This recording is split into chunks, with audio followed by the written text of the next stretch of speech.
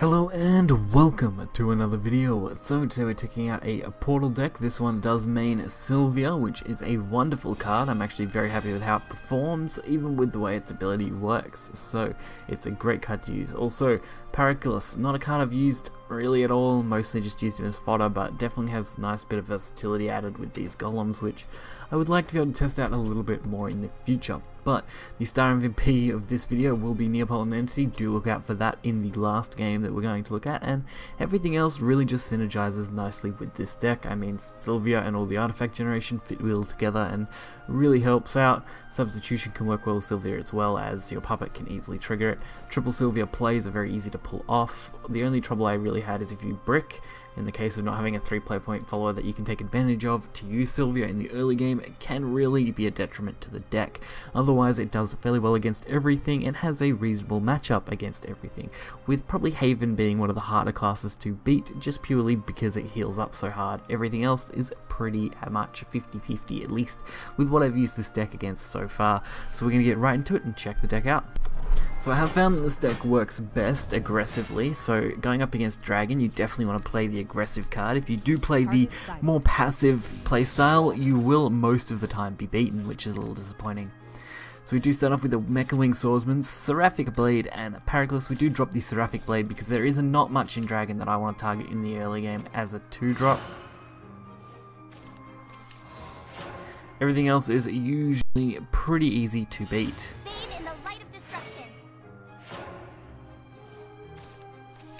And of course we can kick things off here with a Mecha Wing Swordsman. Just putting those cards pretty quickly into our deck. Oh, the engine's busted. And a perfect Silva turn on 3, getting us a reasonable 2-drop there, mainly just because he's the only thing I could activate it on. Otherwise I might have tried to hold on to him.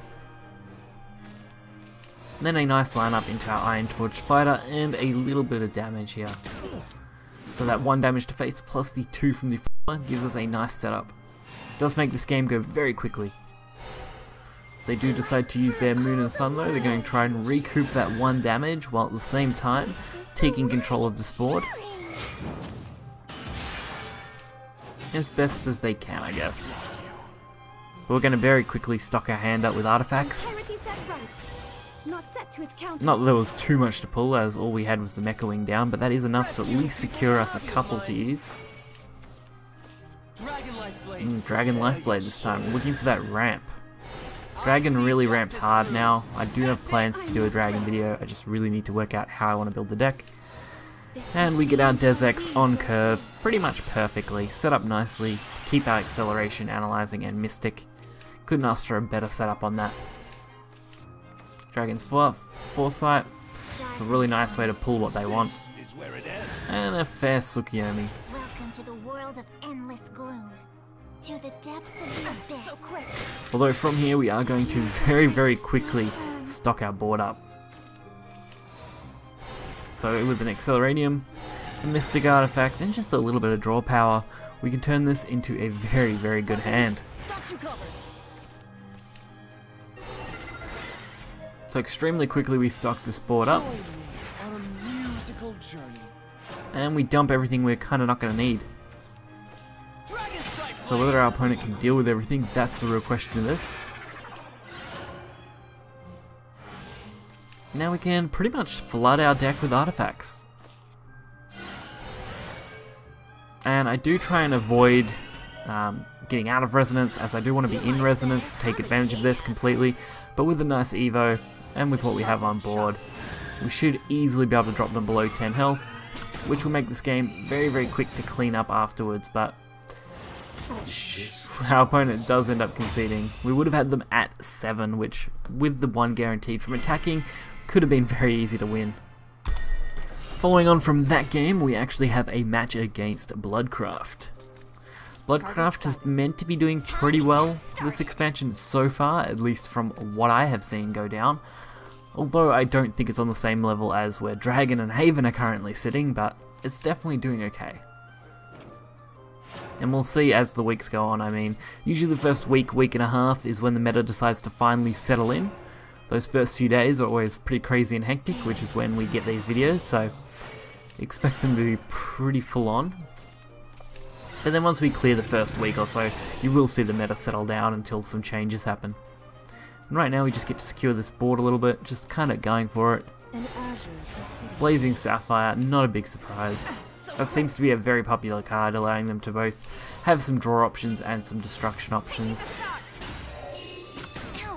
And there it is, we got our Silvia nicely.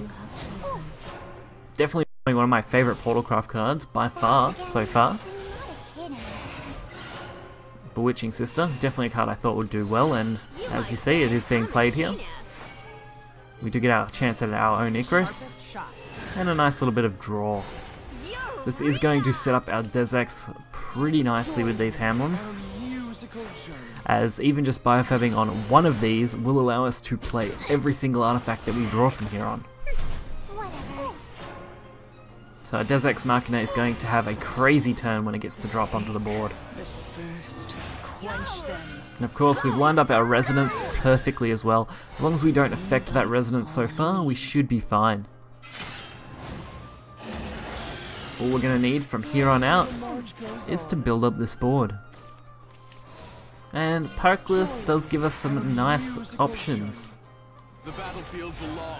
So we can evolve that, go for the guard form, mainly because I don't need the rush form right now, because most likely we are just going to discard it and not use it at all anyway. But if we are going to take one, I want the ward form in case I want to use it with Sylvia to block off a turn, as I don't really want to use the analyzing artifacts for the Sylvia turn. That's only if we draw Sylvia, of course. It was just a backup plan, just in case. But as far as this goes, Desex Machina with that ancient artifact draw is absolutely nuts. So instead of wasting an Evo here, I can pretty much just stock the board right up, play our ancient artifact, discard one card, draw 6, I believe it's 6, for Des, and get that little bit of damage in. And we get another Sylvia. So couldn't have asked for a better way there, especially when we already got followers to take advantage of it. Will we need it though? That's the real question here. So Vera, a little bit of a pain. Vera is definitely a card that warrants being removed before we can really do anything big, as it is just one of those cards. So we do get another Desex Machina, not that that's the most useful card, but because of Vera's effect we do have to use it plus an Evo if we want to remove it. So from here, I just kind of go for some setup. I could have went for the biofab on the analyzing, done the clear that way, got things going, sacrificed this whole hand, but I really wanted to keep that Sylvia, and the way the board was right now, I felt like it was safe to make this play. Of course, Spawn of the Abyss does come down,